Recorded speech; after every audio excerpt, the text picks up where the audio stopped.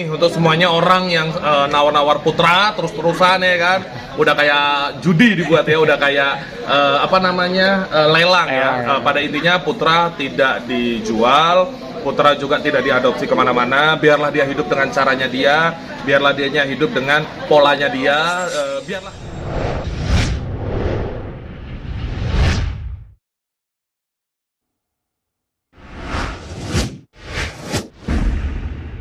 Oke, Mas Adi, kemarin kan heboh Juragan Madu Ijo mau membeli ayamnya. Bener nggak itu? Ya bener.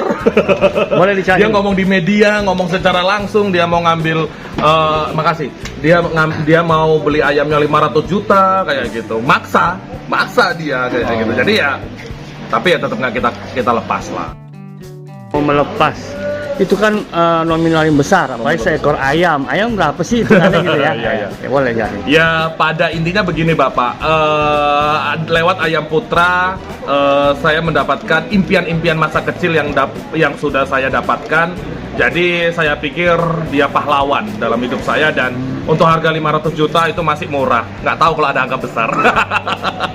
Sejarah itu yang membuat akhirnya si Putra tidak mau dijual. Tidak mau dijual kayak gitu. Karena pada intinya saya kan MC di daerah dan entertain lah kayak gitu. Jadi bisa sampai ke Jakarta, ke teman-teman media, masuk TV, bla bla bla, kesini sini, sampai diundang Om Ded kan kayak gitu. Jadi itu harga yang aku pikir mahal kayak gitu. Jadi enggak lah, Putra nggak bisa digantikan dengan uang kayak gitu. Boleh tahu nemu di mana sih Putra itu sendiri? Nemunya ya memang dari lahir. Jadi dari lahir itu dia sesar. Dia dilahirkan ibunya, dia susah keluar karena lengket udah kering tapi masih lengket. Jadi aku bantui kope, aku bantui keluar sampai dia kering udah bisa jalan, baru dia dirawat sama abangnya namanya Agus kayak gitu. Agus itu abangnya Putra gitu. Ayam juga. Apa kelebihan dari Putra sendiri kan artinya mungkin nurutkah atau dengertikah, harus seperti apa? Biasanya ayam kan seperti itu. Aku pikir yang pertama sekali kelebihannya adalah lewat Putra Allah menitipkan rezeki yang banyak, dan insya Allah bermanfaat bukan hanya aku tapi juga orang-orang sekitarku dan juga orang banyak. Karena aku pengen ketika aku udah punya nama besar itu aku jadi manfaat untuk orang lain, jadi pembawa berkat. Itu yang pertama. Baru yang kedua, dia itu bisa diajak komunikasi kayak gitu. Dia bisa diajak komunikasi. Seperti apa komunikasinya, boleh jelasin? Banyak komunikasi sama Putra itu banyak. Kita panggil dia datang, dan kemudian kita lagi aku sering curhat sama dia, entah ngobrolin apa aja kayak gitu. Sering marah sama dia. Jadi ya betul-betul kuanggap ya kayak anak, kayak adik, kayak segala macem gitu. Ya karena pernah waktu dia lagi main, lu panggil ya, Putra, datang. lu marah-marahin, akhirnya dia masuk kandang. Itu sedekat itu kan? Sedekat itu.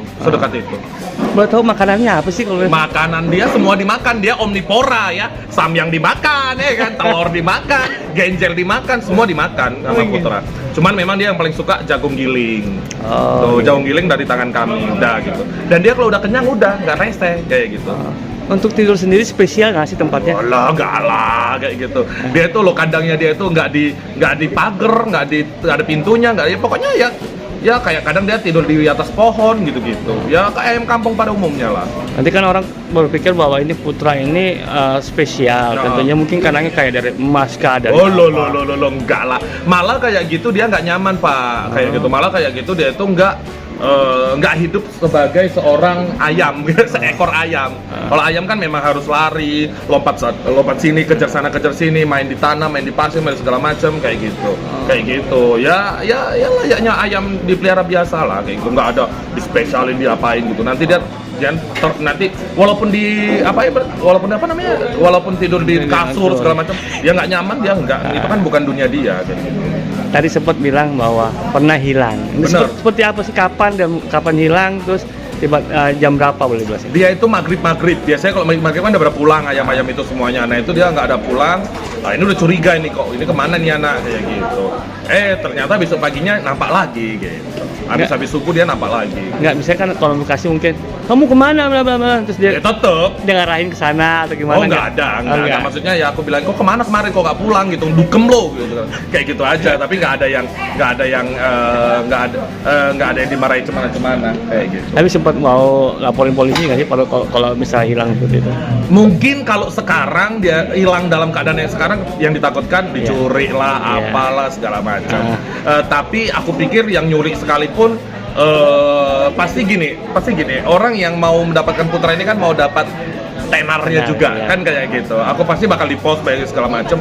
Dia yang malah kena bully nanti kayak gitu. Sejauh ini masih aman sih. Aman. Untuk itu sendiri, untuk pesan untuk juragan madu, kenapa nggak mau dijual? Alasannya apa?